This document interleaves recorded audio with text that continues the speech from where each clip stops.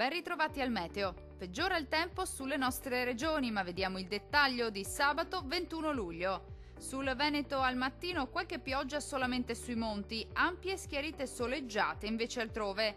Dal pomeriggio si accenderà l'instabilità, con rovesci e temporali piuttosto frequenti, possibili un po' su tutti i settori. Migliorerà entro la nottata. Temperature minime tra 18 e 22 gradi. Valori massimi compresi invece tra 23 e 31 gradi circa.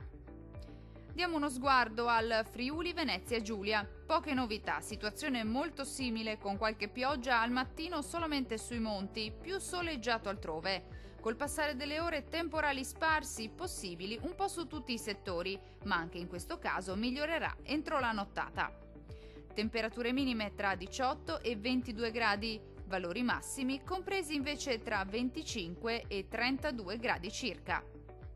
Vediamo infine la situazione del Trentino Alto Adige.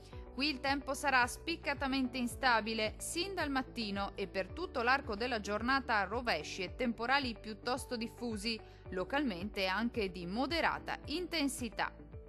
Le temperature minime si attesteranno intorno ai 18 gradi. Le massime invece oscilleranno tra i 24 e i 25 gradi circa.